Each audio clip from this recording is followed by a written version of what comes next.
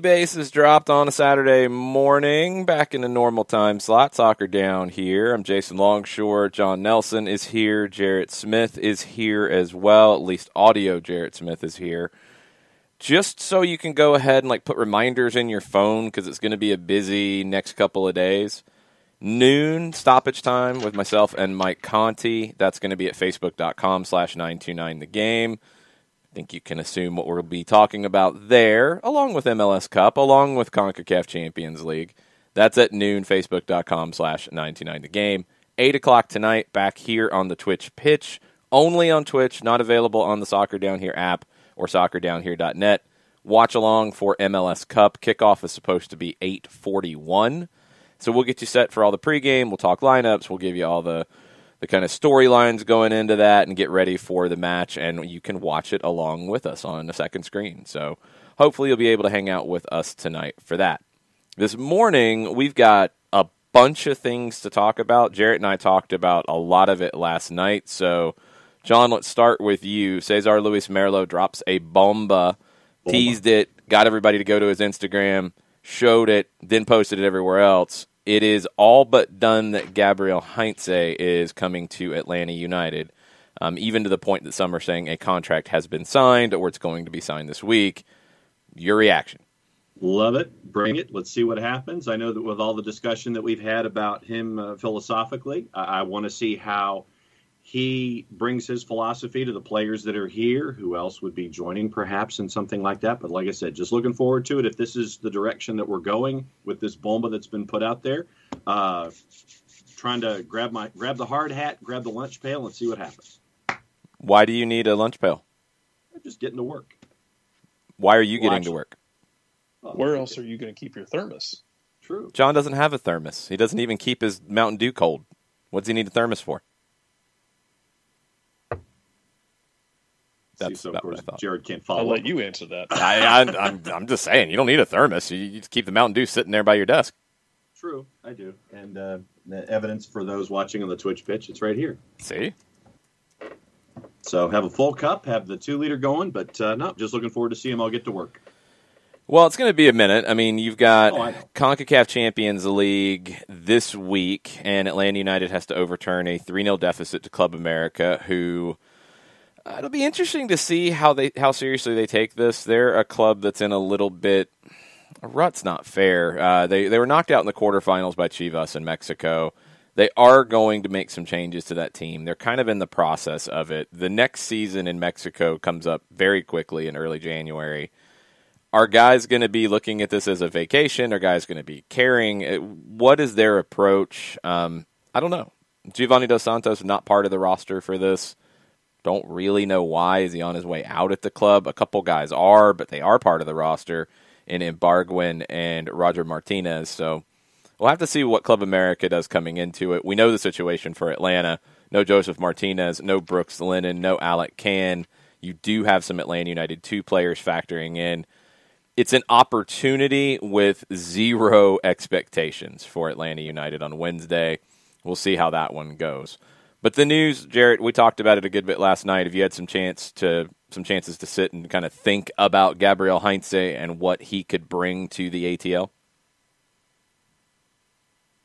I mean, not a lot's changed for me. It's I applaud the ambition of it and excited about it. I mean, I don't know how you can't be excited about, a club that's going to be ambitious and take a shot at a young manager who is receiving plaudits and not basically. I mean, I don't think it's fair to say some guys are retreads, because retread is a word that carries a lot of different connotations. Mm-hmm.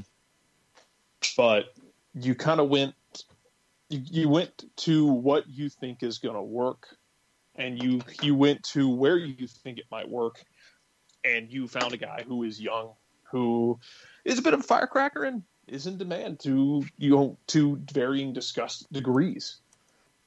I think you'd have been fine if you had to end up going back and you pick up the phone for a Dome Torrent, for a Patrick Vieira. I think those are fine, but I applaud the ambition to go after a guy who is young and fiery and might be able to kind of zero in, as I said the other night on Friday, or Thursday, excuse me, of kind of a guy who kind of zeroes in and kind of blends everything together from the last two managers you've had, of a guy who is going to come in here and, bring that connection to the culture you've built, but also one who's going to bring in what Frank de Boer brought in, which is that desire to play younger guys, the lack of hesitation to throw them in the deep end and ask them to swim. And Tata didn't do that a ton, but it also wasn't necessarily his MO. Allegedly, this is reportedly a 2-year deal. Mm-hmm. Same as Tata had, by the way. Yeah. Don't know if it's any longer or shorter than that. Maybe he stays for another year. Who knows? Maybe something comes up next year. You just don't know. But you also have to remember that soccer is a different animal than, say, baseball, with a Bobby Cox staying for years, or football coaches in American football who stay for a decade. Soccer coaches, they don't. Peter Vermes is an exception. He is not the rule, and I want people to be aware of that. You can be excited about this. I'm all for that. I encourage you to be excited about this. If he leaves in 2 years for bigger and better things, don't be upset or shocked, or don't feel bad, don't feel betrayed or anything. Know that is how it works. Well, it's how it works on a couple of fronts. A couple of things you said I want to follow up on. So I've been a little, I guess, surprised at the oversimplistic explanation that I've seen a lot of different places. Atlanta United's going back to what's worked for them in the past. Gabriel Heinze is not Tata Martino. I think that needs to be understood. You're not going to see exactly what you saw with Tata Martino with Gabriel Heinze. Are there shared elements? Of course. There's shared elements because they both played for Marcelo Bielsa. They've both been inspired by Marcelo Bielsa. They both approach the game in different ways, though. It's not that. It's honestly, I think, a more ambitious hire than any hire Atlanta United has made, because Tata Martino was coming off of Barcelona and the Argentine national team. You didn't normally get that kind of CV coming into MLS in 2016 when he was hired. That was a big surprise. He'd also won titles in South America. Yes, there were questions then, and they were fair questions at the time, because international managers had a checkered history in Major League Soccer. Tata Martino showed that it could be done. Frank de Boer came in with 4 league titles to his name. You can say what you want about Crystal Palace. You can say what you want about Inter. Nobody takes away 4 league titles from Ajax, which Ajax, as big of a club as they are in the Netherlands, had never done before. Gabriel Heinze does not have that. He has a second division title to his name. He has 2 very good seasons with Vélez Sarsfield. He has a limited bit of experience compared to Frank de Boer and Tata Martino. It is a more ambitious hire because of that. It's a more ambitious hire because of the style of play. This is a very uncompromising style of play that Gabriel Heinze is going to bring to Atlanta.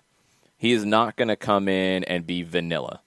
He is not going to come in and sit back and absorb pressure and try to hit on the brake. That's not the way he sees the game. It's not the way he wants to be involved in the game. He's also not somebody who's built to be at a club for 10, 15, 20 years. That's not how he operates. Again, let's look at his mentor, Marcelo Bielsa. Marcelo Bielsa, yesterday with Leeds, set a record in his own career for the most matches at a single club. How long has he been at Leeds?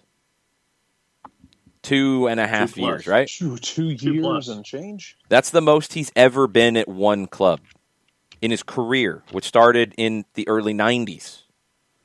So, that's how this style is. Bielsa has said it.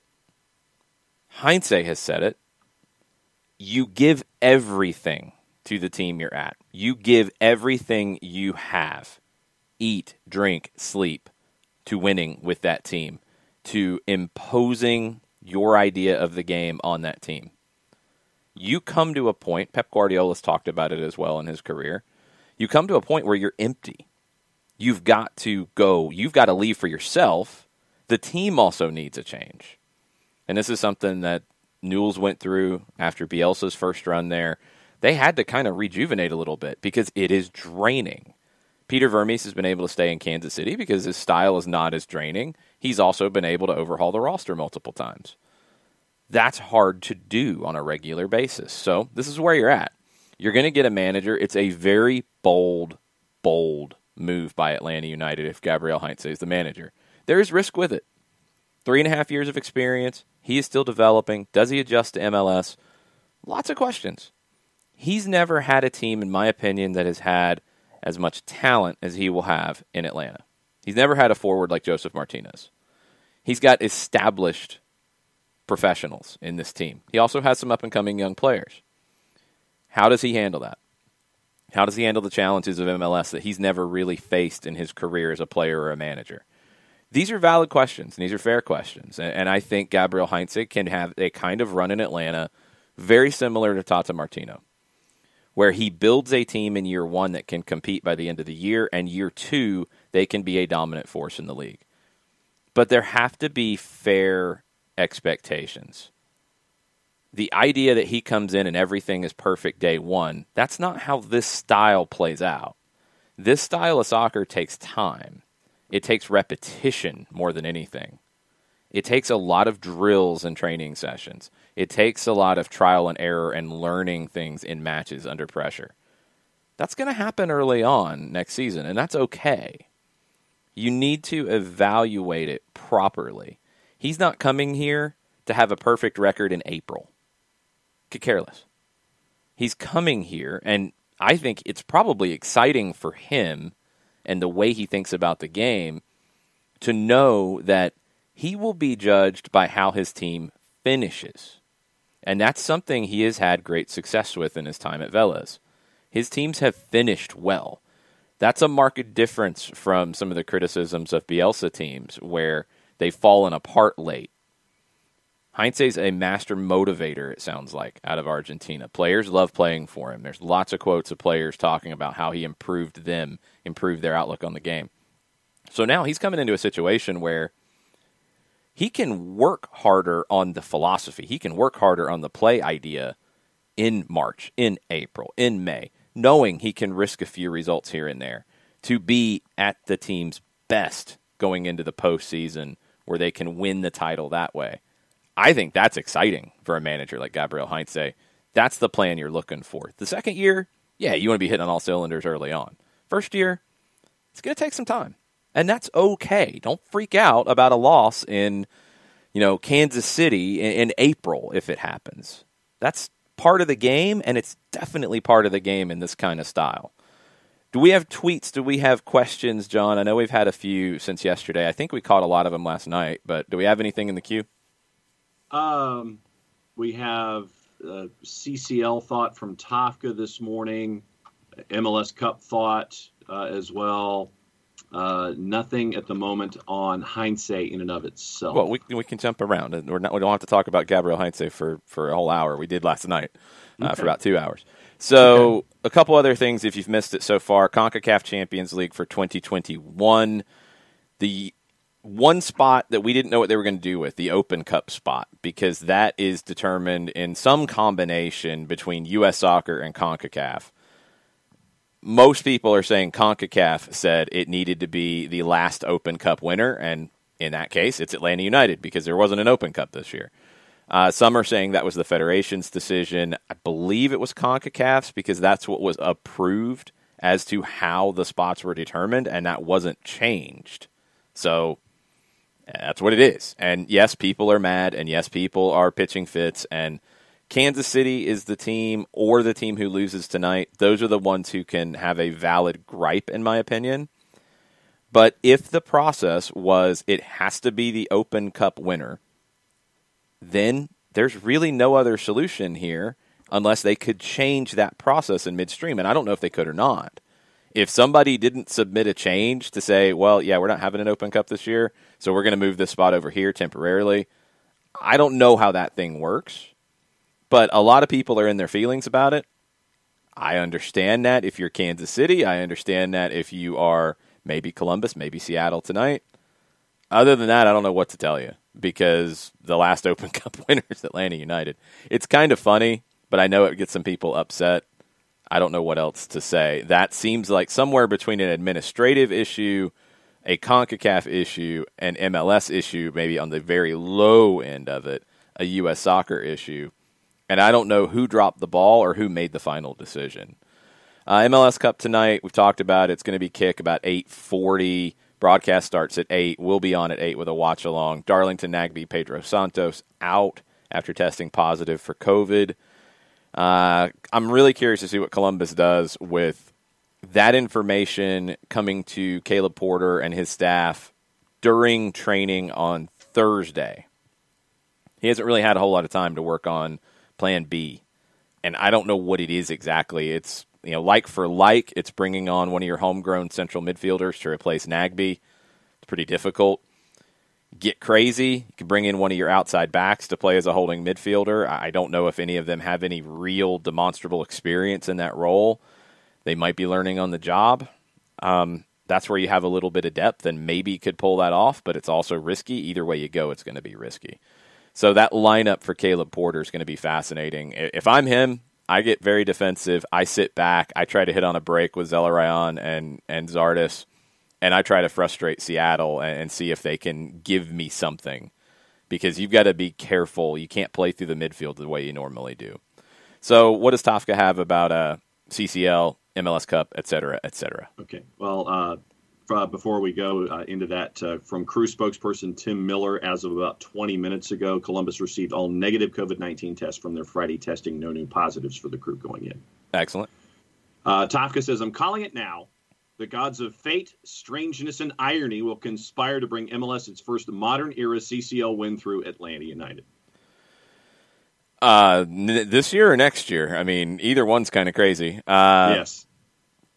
They're additional games. You get a game here, you get an opportunity for maybe Jackson Conway to make his first team debut, maybe a Jack Gurr gets some first team minutes. We get to see what he could do going forward. Some of your younger players, Eric Lopez, could factor into this as well. You've got an opportunity to get 90 minutes against a good opponent. You take it, you make the most out of it. CCL next year, it's going to be hard because it'll be Heinze's first games in charge. We don't even know what preseason looks like, and I've already seen questions. I wish I had an answer for you. If the season is early March, I would expect that training camps would open in mid-January. For the teams that are in CONCACAF now, it might have to open a little bit later, but then if they're in CONCACAF next year, I don't know how you do it. You have a CBA with certain restrictions that you have to deal with. So I don't know what that looks like. As I said last night, I'm not worried about results in CONCACAF next year. You got in as a gift. You at a minimum, you get a game or two games, depending on how they structure it, that are scheduled for you that you play in preseason. Because preseason, who knows what it's going to look like next year with COVID, with travel, with any of that. You get some games that are scheduled, and if they become preseason games, in air quotes, because that's just what 2021 is at the beginning, then that's what they become. There's zero expectation for those games for me. Those are opportunities for Heinze, for the players, to work on what they've been working on the training pitch in a game environment. You get that bonus, thank you, and you move on. Chris Ashley was asking about wondering if the crew were going to find a hashtag Nagbe replacement for MLS Cup tonight. You answered that one. That was what you were thinking. Yeah, but I think that was a little bit of a ha ha ha ha ha. Oh yeah, you kind of killed that one, John. And we'll see. Nathan Pugh says he can't listen live this morning because he's peacocking Newcastle and West Brom. Okay, he's following that up also with an Adam Sandler eating cereal and spilling milk gif. So I'm guessing that's another ha ha. Are you okay? You don't know if it's a ha ha? I'm anticipating that it's a ha ha, considering that Adam Sandler's laughing. Okay, I got nothing. Oh, good. Thank you, Charlie Brown. Thank you. Go ahead. And then Elliot Bevan says he was surprised to see Atlanta United going to Champions League next year. Well, yeah, I mean, nobody expected that one. Yeah. I don't know what else you could do. I mean, I don't know the process. My understanding from the past has been that these kinds of things are approved by CONCACAF in terms of how the spots are divvied up, and you have to tell them, like, yes, we're going to do it this way with these spots. Once this spot was given to the Open Cup, I don't know if you could easily pull it back. Now, I would think in a year like this that you could have said, yeah, we don't have an Open Cup because of how everything's gone, so we're going to have to give the spot to a different way. Here's our proposal.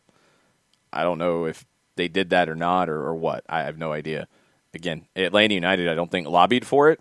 There's some who say it hurts Atlanta United. I don't think that's the case. I think it's preseason. It's just a different way of thinking about it than you normally would in CCL. But it's gifted to them. You take it and you make the best of it. It should have been Kansas City, in my opinion, or the loser tonight. The winner tonight gets a spot. If you wanted to give it to the loser tonight because your regular season isn't as big of a deal this year because it's not balanced, because it's all over the map, that's fine. I'd be fine with that if you want to give it to them instead of Kansas City. Kansas City was the best regular season team in the other conference from the Supporters' Shield winner.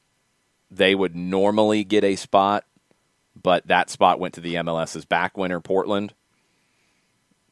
Either way, I would have been fine if those had been the solutions. This is not the solution I expected, but it's not Atlanta United's fault. So if you want to be mad at somebody else. Just find out who to be mad about. Like, actually go in and figure out, okay, was it CONCACAF because they didn't accept changes to the spots being divvied up? Was it U.S. Soccer because they didn't petition to change the way the spots were divvied up? Figure out who to be mad at and then be mad at them. I don't think it's Atlanta United's fault. Yeah, no, the way that it's phrased on MLSsoccer.com is missing a modifier that says awarded a berth. U.S. Soccer has confirmed following a vote by the Federation's Board of Directors. That's how it's phrased. What modifier is it missing? Is that whose Board of Directors, U.S. Soccer or CONCACAF? I thought it said its Board of Directors. And U.S. Soccer was talking about itself. U.S. Soccer has confirmed following a vote by the Federation's Board of Directors. Well, that's the Federation. That's U.S. Soccer. There's no modifier. Okay. CONCACAF's not a federation. No, that's U.S. Soccer saying they approved it. But again, still, did CONCACAF say how they were being divided up? And this is just the solution that U.S. Soccer gave to fill that spot that they couldn't hold a tournament for. That's the part we don't know because there's others reporting that CONCACAF made the decision. I don't know. But find out who to be mad at and be mad at them, and if you want to yell at them, that's fine. If people want to take it out on Atlanta United, fine. It's preseason games that are scheduled. You make the best of it next year, and Gabriel Heinze gets a couple of games because, look, Jarrett, we talked about this last night. Like, we don't know when training camp's going to open.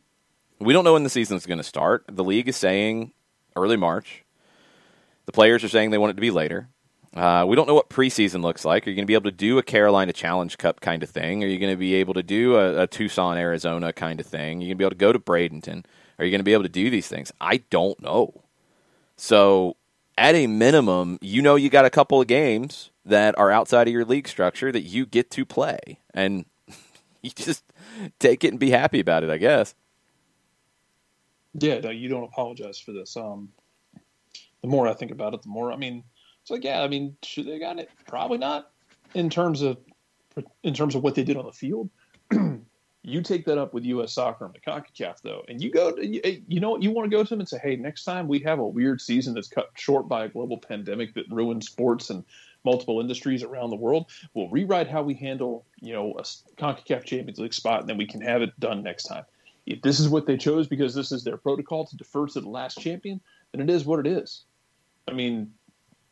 I will go back to what you talked about last night with the DC team that won. What, they win 3 games that year? They won the Cup? 3 regular season games. They won more games in the U.S. Open Cup than they won in regular season play. Yeah, and see, it's all weird. Also, a reminder that 2019 Atlanta United just won closeout on Nick DeLeon away from probably going to MLS Cup and hosting it against the Seattle team that I think you would have felt really good about Atlanta's chances. It's not like that team wasn't good. I know 2020 wasn't great, but 2019 Atlanta sure as hell earned their stripes for that. You don't apologize for it. You run forward, you take it, and you run out the door with it. It's okay. And if you end up with games that you can win early on, you take them and you build with this and you build from it. Either way, if Atlanta wins either one of these CONCACAF Champions Leagues, I will die laughing. Oh no, I will too.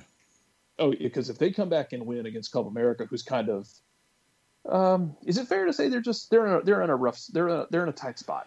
They're in a weird spot. I don't know if I'd say tight. They're in a weird spot because they're in a limbo. Herrera's not going anywhere. They've got some players that are going to be leaving the roster. They've got some players that they're going to bring in. They had a disappointing end to the season, but the new season starts like in a few weeks. So it's this weird purgatory. Miguel Herrera might actually be Gus Malzahn. No one knows if he's going to be hired or fired or retained, or it's every week it seems to change. That's false. He's not going to be fired. Like that part's false. I'm talking about middle of the season where it felt like every week we were getting a new. We're like, are they going to like go? a week, and people overreacted. There wasn't any juice behind it, but the blogs. Yeah, it's the same thing. It's the same thing at Auburn. Yeah, I'm not even going to go there because I don't want to. I don't want to besmirch Miguel Herrera in this way with comparing him to Auburn's football coach, who should be fired, but they can't afford to fire him. Miguel Herrera is not that. Miguel Herrera is a very good manager who a lot of people would be happy to have him. Yes. The media got a little silly for a minute there, and then Club America finished third in the overall season. So, no, he is in no way that Auburn football coach. If Atlanta decided to beat Club America and then made a run and won the Cup this year, or if they get in next year and Heinze takes them to the promised land in a year where they get in and no one thinks they belong, either way, I will die laughing, and it will be a good, honorable death. That's true. Gio Reyna goal for Borussia Dortmund. All the players that we're looking at right now are scoring goals. Miguel Almiron's got one today, and Gio Reyna, U.S. men's national team, Borussia Dortmund goal just a couple minutes ago. Yeah, Mickey's goal was registered at 19.98 seconds this morning against West Brom, the second fastest goal in Premier League history. Not bad. Almost like he should be playing all the time. Strange how that works. It's strange how Steve Bruce doesn't actually seem to enjoy the sport that he is coaching because he decides to try to ruin it with every time he coaches. Anyway, Abby with a question just about the Heinze situation. No, it's not officially announced. Just to kind of get how these things go, and we haven't had one in a while, but this is very typical with the process. If it is a hire or signing from South America, it'll be rumored in South America. It'll be bandied around. That player or coach will then be linked to at least 5 other things while the rumor is going on. Then those things will heat up. Then everybody will be freaking out. And this is all going on in South America. People here are seeing it, and some people don't understand it and take it out of context. Then it gets misconstrued. Then you go back to South America, and you get Bombas de Merlo, where he tells you to go look at his Instagram. You do. You see 95%, but that still leaves 5%. Then you're waiting on the next Bomba. Then you get the next Bomba, and it is, come back to my Instagram. Here's the story again. And now it's actually a story, but it's not final yet because it's still a story. It's a report. Then it will get probably teased by Darren Eales on Twitter, and he's very good at that, and I'm curious to see what he does with this, because a lot of people are already kind of like, yes, we've heard about this, we know, this is what happens in South America. It doesn't happen in Europe, didn't happen with Frank de Boer, happened with Tata, happened with most of the signings out of South America. It's happening again, so we'll get a tease, we'll get an official announcement. Some are reporting that will be after CONCACAF Champions League is over for Atlanta United. And then we'll move on. But this is how it goes. It starts there, then it spins around, then it comes back there with reports, then it spins around, then it comes back there with a final report that it's done, then it spins around again, then it gets announced. So it's not announced, it's not official, it's from a source that is very first tier, and it's been backed up by a lot of different sources in South America.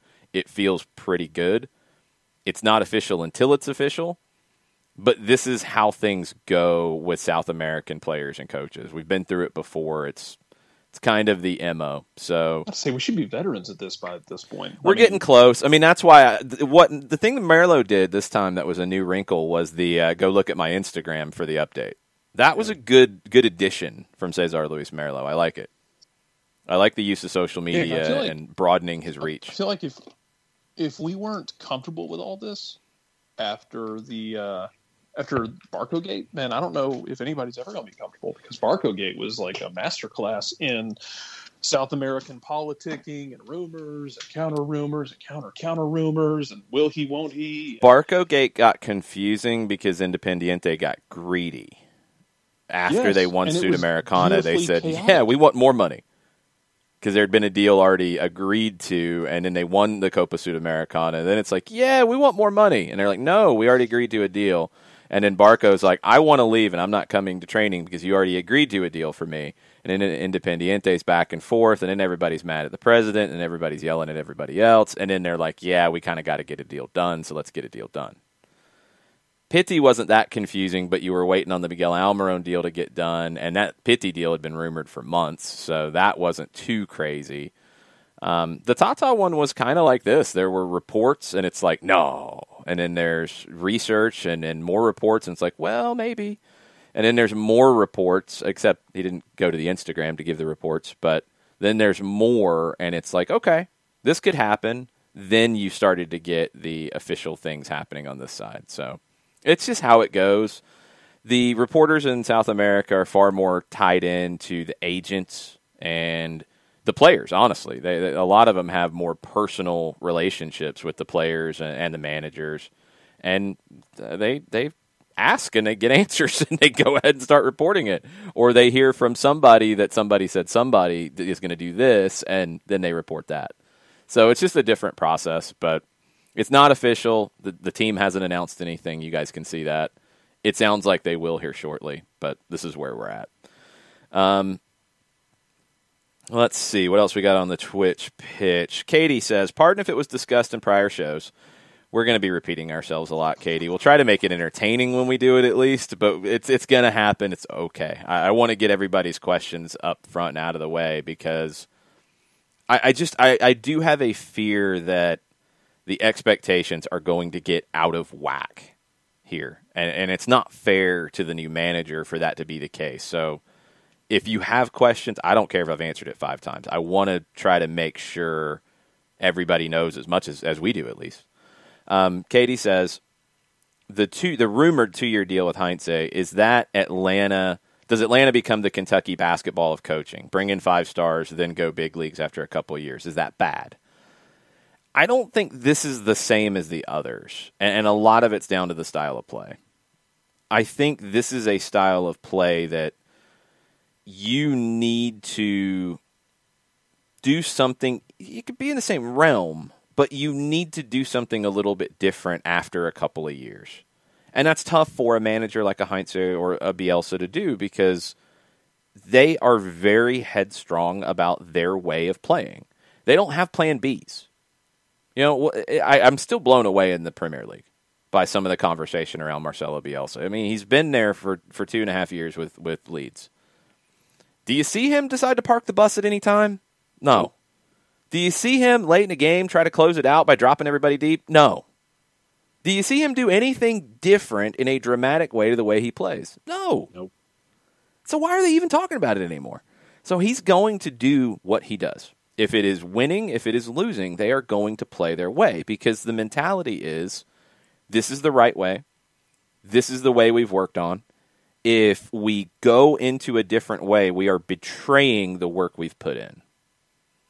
And the work that you put in is very intense. It's very repetitive. There's a lot of, let's do this movement, let's do this movement, let's do this movement again, let's do it again, let's do it again, let's do it again. So it becomes ingrained. So on the field, players don't have to think, they just do it.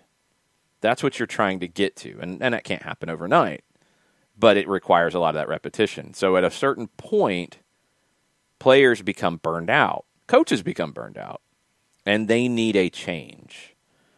So this one is just different. I mean, Tata was first hire, unknown.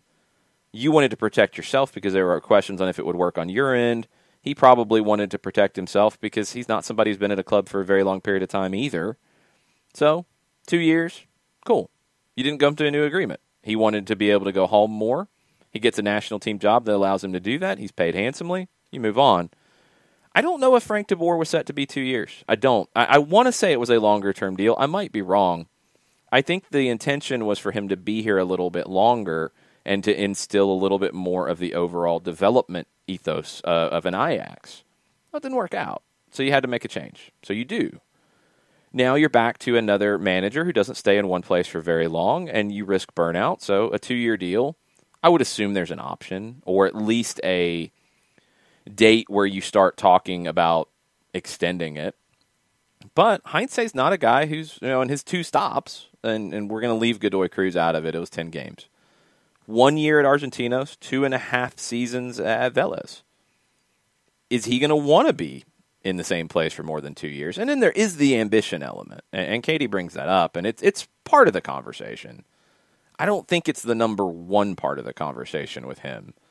If Heinze at the end of 2 years doesn't get the right opportunity in Europe, he could go to a major Brazilian club. He could go to the Argentine national team. He could go to, I don't know if he has certain allegiances with a Boca or a River. I don't think he'd go to either one. There's probably one that he would go to rather than the other. He could go back there as opposed to going to Europe, but I think after a couple of years, maybe a third, he's going to want to change, and I think the roster is probably going to want to change. And that's okay. It's not a bad thing. No, and, when we're having these discussions about a Gabriel Heinze, you're talking about someone who, in the last week, was even linked to national team jobs already as a part of the discussions, linked to other clubs, linked to national teams, and that kind of a thing. So for Atlanta United to be in the discussion with managers who are linked to national team jobs and also who are ambitious, I think it speaks well for, once again, Atlanta United on the global stage, wanting to attract these kind of names and this kind of ambition from the club and from a manager who's going to want to move on in the future. I don't think the national team jobs have anything to do with it. You're kind of portraying them like they're the creme de la creme. I think they're a different world, to be honest. I think generally national team jobs are better for older managers because they're not day-to-day. You're going to see a group of guys for a shorter period of time. I think they might be in some ways harder for a manager like a Heinze, although Bielsa went to Chile and did really well. And that's why Heinze was mentioned with Chile. And just to understand, I think the way the Chile thing has gone down, it's complicated because their manager is going to go to Colombia, and I don't think that is officially done yet because there's a buyout involved. Then Chile can hire someone. And, these rumors were already out there on Heinze. They wanted to go to Heinze because that style of play had worked for them with Bielsa.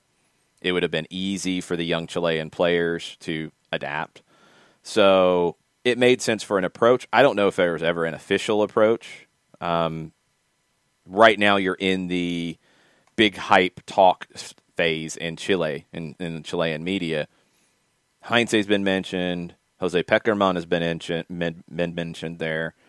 Hernan Crespo of Defensa y Justicia has been mentioned there. I don't know if they've actually talked to anybody, but the reports were that Heinze was the favorite of the federation, which I get based off past history with Bielsa. That would have been a long shot. I don't think it would have made sense for Heinze's career because he needs to keep growing. Yeah. And going to one of the other clubs that have been mentioned for him over the last few months, Palmeiras or another Brazilian club, you're going into a very unstable situation because they hire and fire very quickly. That doesn't suit his style either. He's not a results-based guy. He's a philosophy-based guy.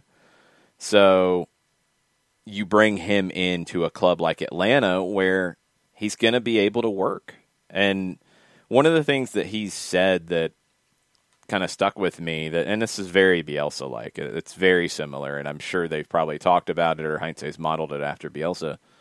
He said, before taking on a team, I analyze everything. Football is not only tactical. There are footballers, people. The important thing is who is going to trust you. And I think what he's getting at, and that's translated, of course, I think what he's getting at is he needs the trust of the club to do his job. Yeah. He doesn't need to go to a Palmeiras where if he has 2 bad results, they're going to want to fire him. He needs to be able to work. And managerial work, especially in this way, takes time. Bielsa wouldn't go to a job, and if he did and it didn't work out early, he walked. And he did a couple times in his career. He walked very fast. you're not going to take the job if you're going to be at risk of getting fired every match. It's about the project, and that takes time. And Burns says this, and I think this is maybe if you want to go down the road of Atlanta's getting back to what worked in the past. I still feel like that's a stretch, but okay. Burns says, I think the approach of having managers come and go would work okay if the club had a very strong identity, possession, counter, pressing, etc., and they hire the coaches accordingly. If their identity is not that clear, then changing coaches every 2 years is not that great, in Burns' opinion.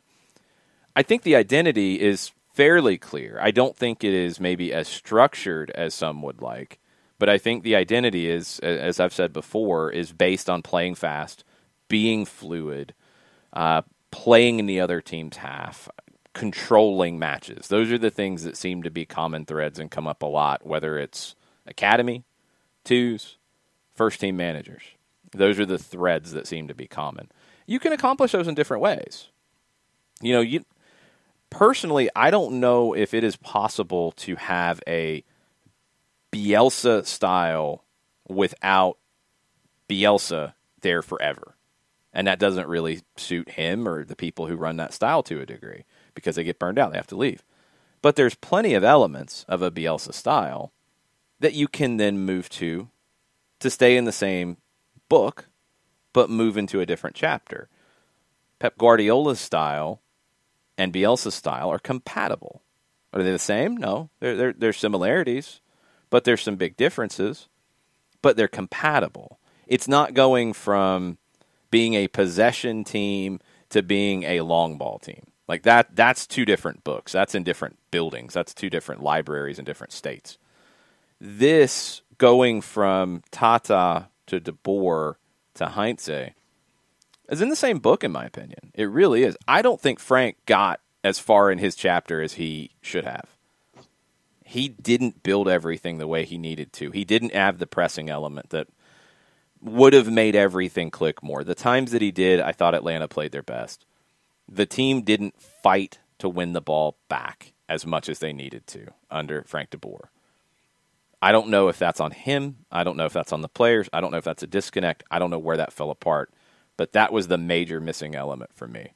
The possession part of it wasn't that different. And it's not going to be that different now. Heinze values possession. He wants the ball. The difference is Frank would be more patient to get it back, whereas Tata started out very aggressive to get the ball back and then became more patient. Heinze will be the most impatient to win the ball back. But they want the ball.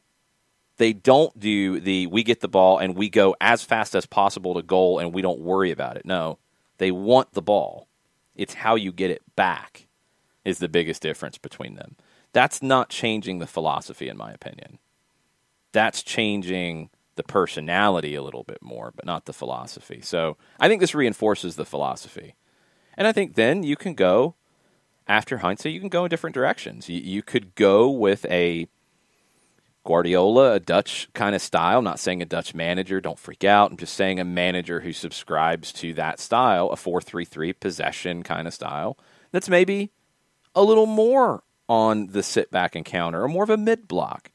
Or you could, double down and go again on somebody who's very aggressive but tweaks some things. I mean, a Sampaoli kind of guy who's a little more pragmatic.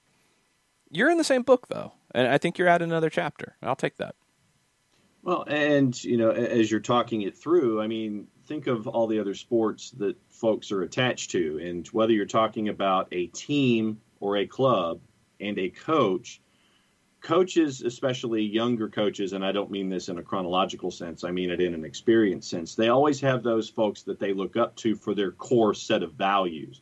But then as they continue to evolve, I would think that they add things to that core that would fit their own personality and their growth in what they want to do and what they want to accomplish. And I think that teams are the same way. They have a core set of values, and then you can sit there and work your way around that core, still keep your core, but then have things that you add to it along the way. And you mentioned like the chapters in a book. You're adding those chapters as you're going along as you write. Yeah. Jared, I mean, you've seen this in your teams. You've seen this with other sports. No, Jared had to go. Oh, Jared had to go. Never mind. I should move his picture away.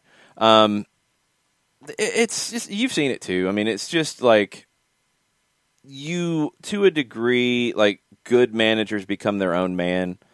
Mm-hmm. Some are more reliant on their mentor's style than others, but they can still become their own man within that. I mean, you look at the Bielsa tree, you've got a Tata Martino, you've got a Jorge Sampaoli, you've got a Gabriel Heinze. They all have a lot of things in common, but they all have very different approaches as well.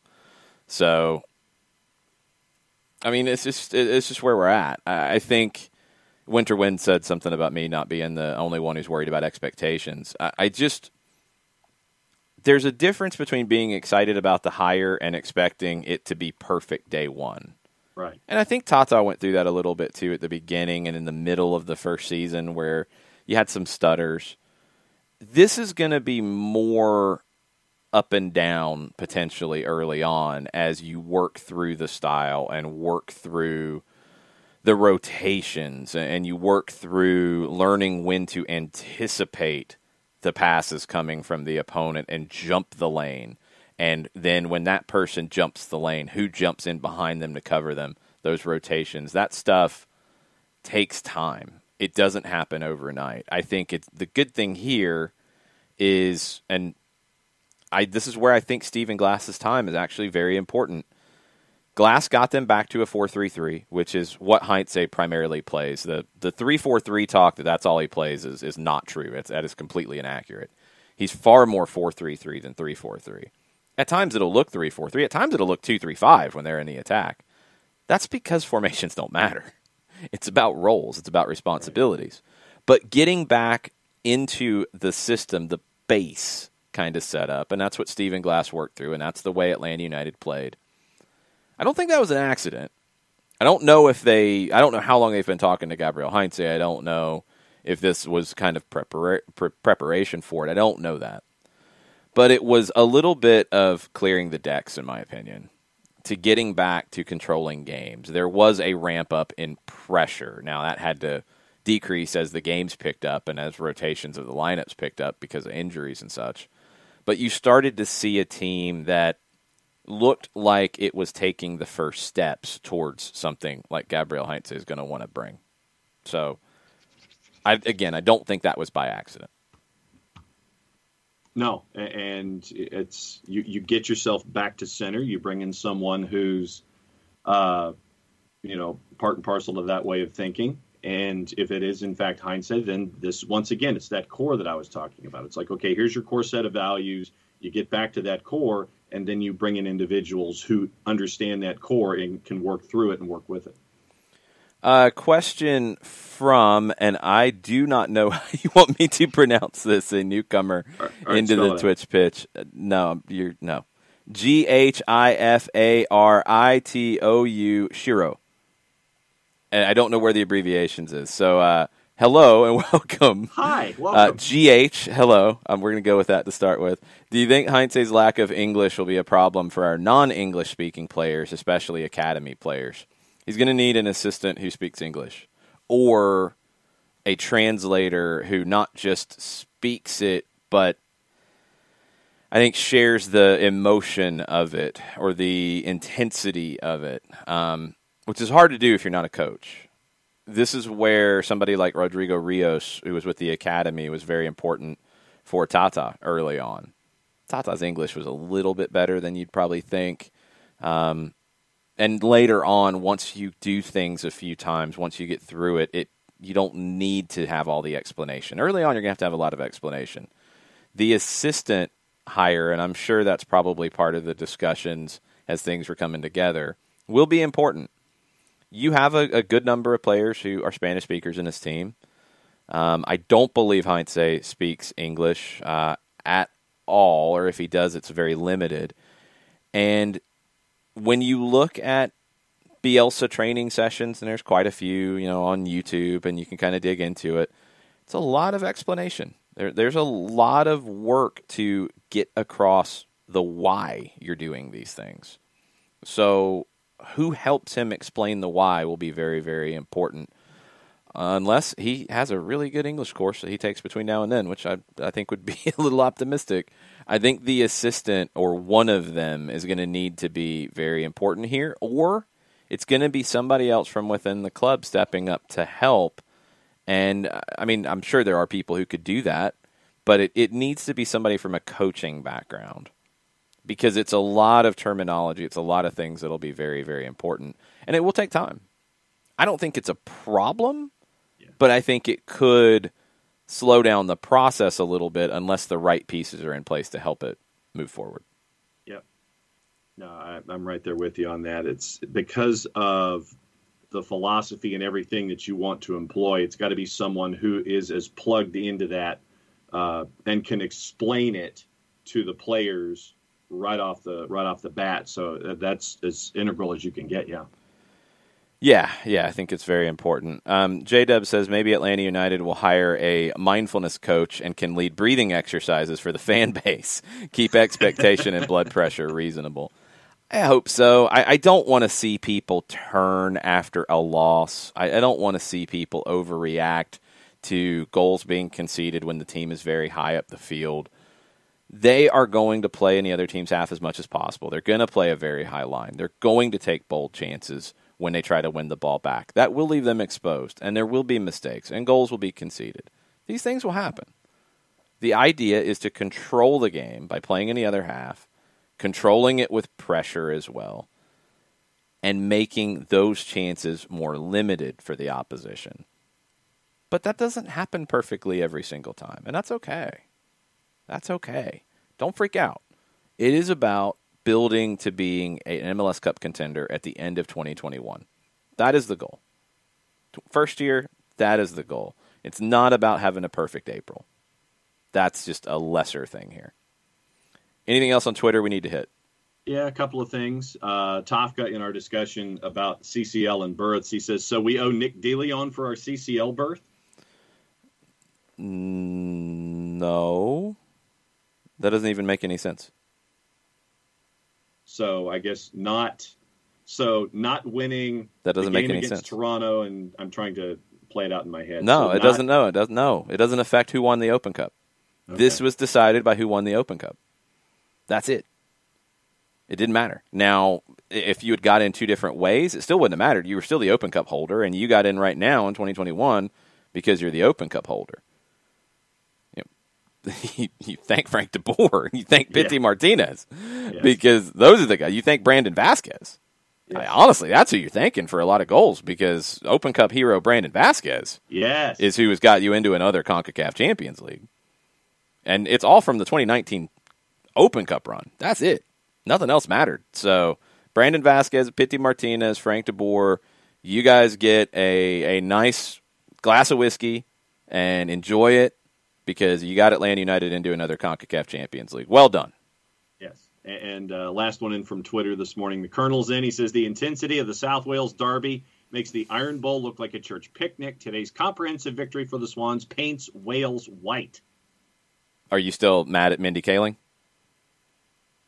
Hey, we're second in the table right now. I can't complain too much. It's an automatic promotion spot. You'll find a way to complain for some reason. You're second in the table. You should be happy about this. Give me festive. Like I said, give me through festive. Stop it! You're second in the table. You're sounding like an Atlanta United fan right now. Well, it's not good enough. It's good. We're in an automatic promotion spot. Did I say that was bad? You don't sound too excited about it, to be perfectly honest. MLS juice boxes, the numbers have compressed a little bit heading into MLS Cup. Why have they compressed? They should be swinging towards Seattle.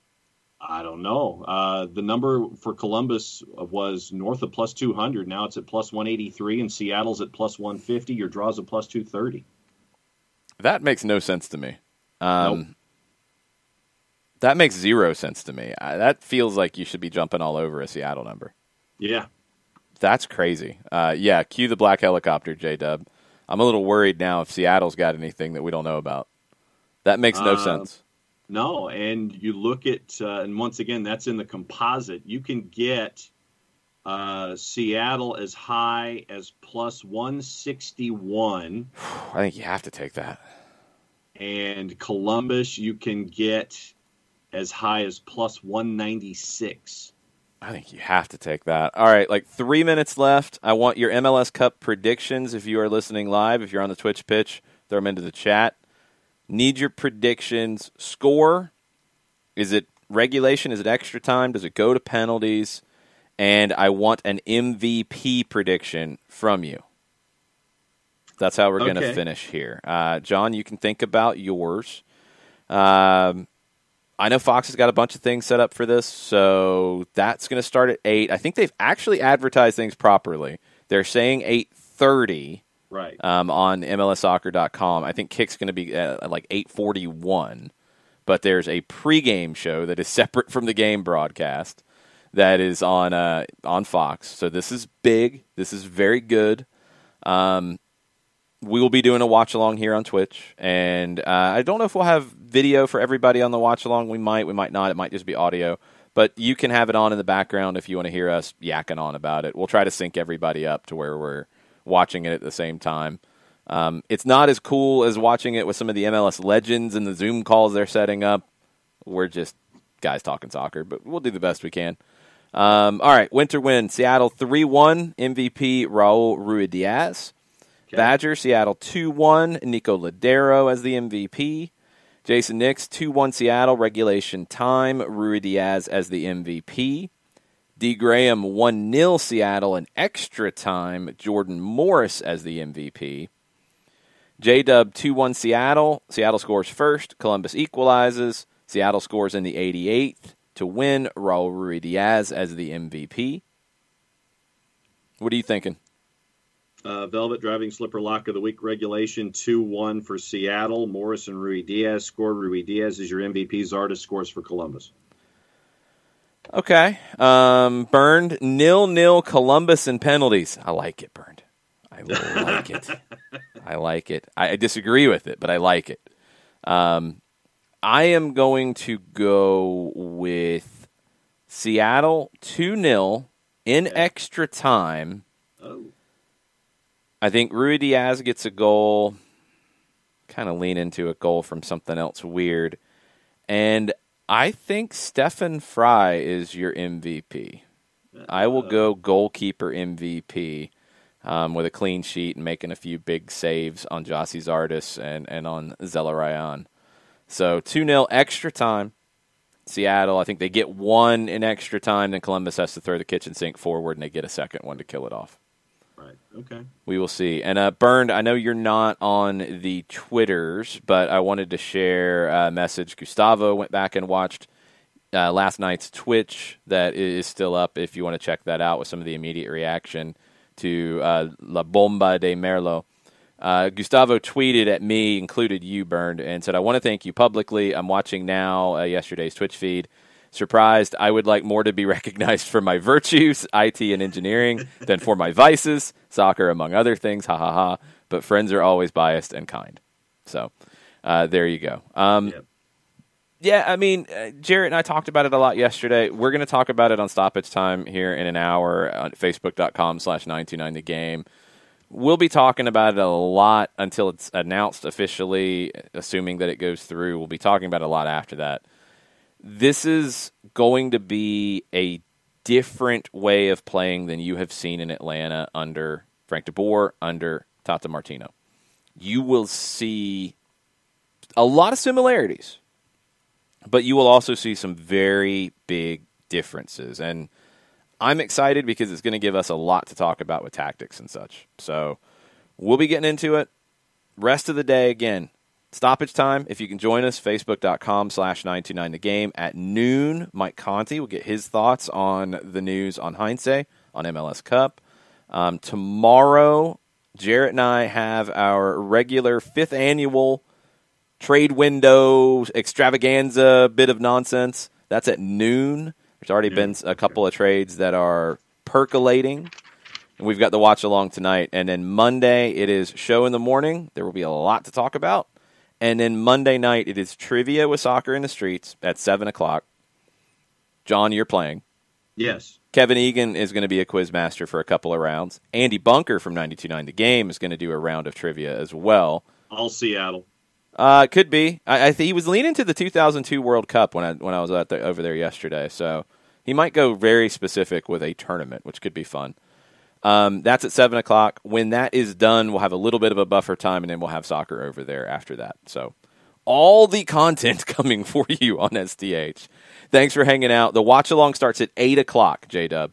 So when the broadcast starts on Fox, we'll start at 8. We'll talk about the lineups. We'll talk about anything else that happens today. And then kick off 8:41. So get your beverages ready. Get your dinners and barbecues, whatever you're doing, ready. And it will be on Twitch, only on Twitch, twitch.tv/soccer down here. Just think about it as like a second screen. You can have the game on, have the game audio up, down, whatever you want to do. We'll be talking about it. We'll definitely tell you what the time is that we're watching. We'll sync it up. So y'all have a good rest of the day. I'll see you in an hour over at facebook.com/929thegame, and we'll be talking to all of you tonight for MLS Cup. Thanks for hanging out this morning. Much plati, y'all. Much plati, y'all.